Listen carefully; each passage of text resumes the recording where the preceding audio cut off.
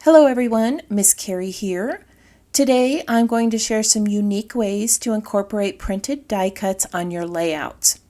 I also have a surprise in store as we explore some ways to transform a cut file in Cricut Design Space.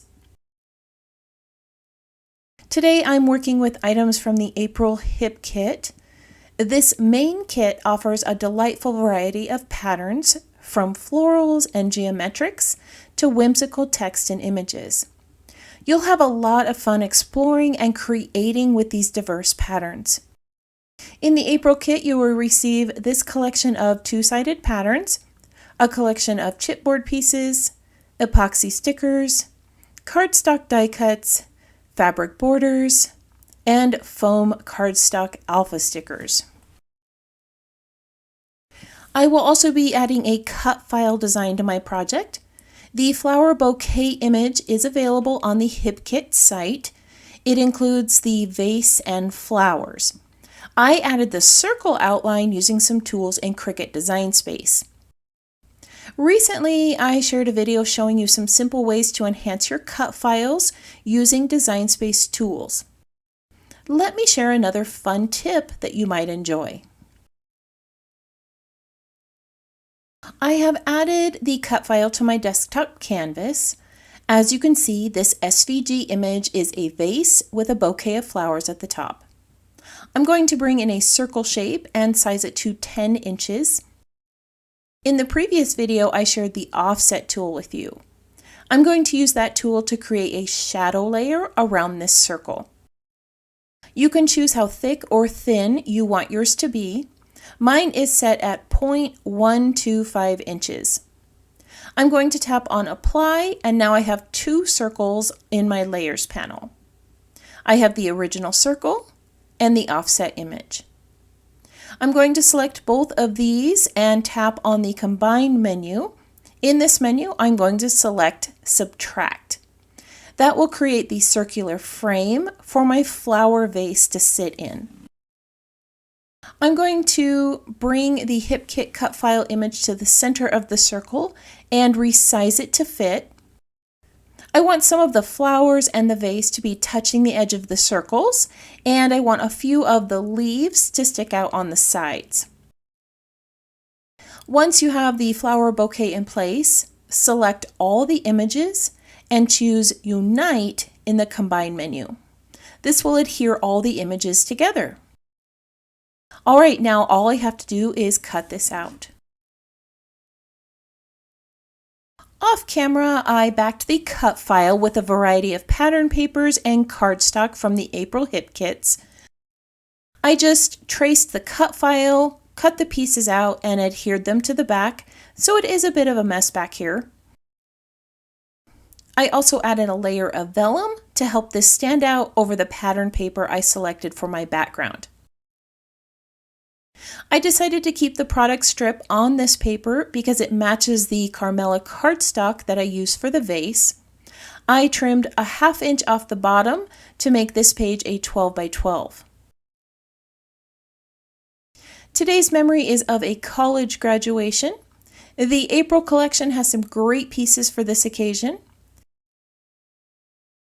I'm going to start by layering some items behind the photo to help it stand out against that big floral piece on the page. The darker blue pattern came from the cut apart paper.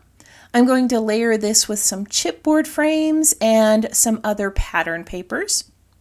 I selected colors that will enhance the photo and match the flowers in the cut file background.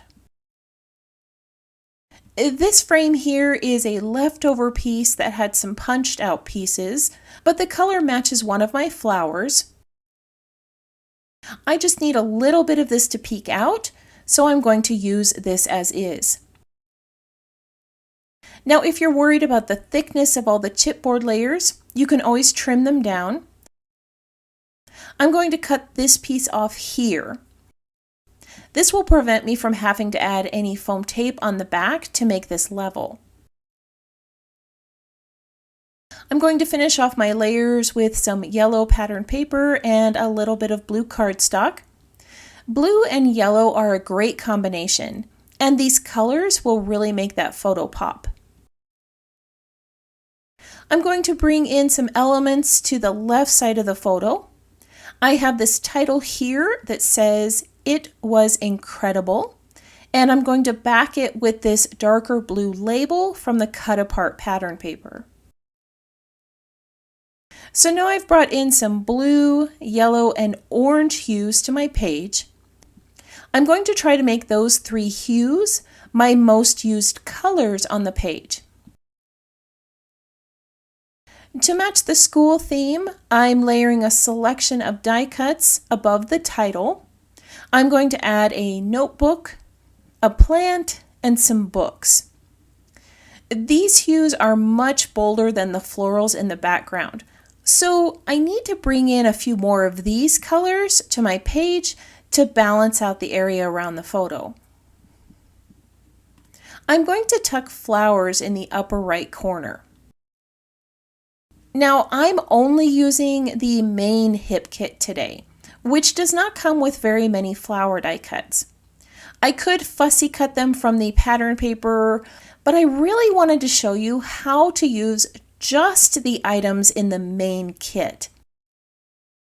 Many of these die cuts have flowers on them, so I'm going to tuck these pieces behind my photo in a way that makes those flowers peek out. A few of the die cuts are going to be cut apart and trimmed down to fit the space, and I'll add a few flowers near my title to balance it out. Of course, you can save these die cuts for another page and fussy cut flowers, or use some leftover stickers or dies in your collection. But this is a simple way to use what you have in your kit, and it creates gorgeous little floral clusters. All right, so now I have a nice frame of elements around my photo, but I need a grounding piece. I'm going to bring in one of the fabric border stickers and tuck it right under here. To the left of the photo, I'm going to add one of the epoxy arrows in a poppy color, and then I'll add two little matching circles near the top of the photo. This epoxy collection has such a great assortment of shapes and colors.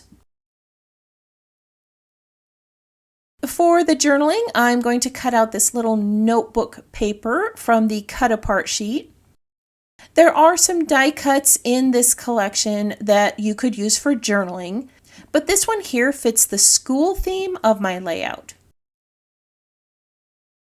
As I finish this up, I would love it if you took a moment to tap the subscribe button, thumbs up icon, or leave me a comment below.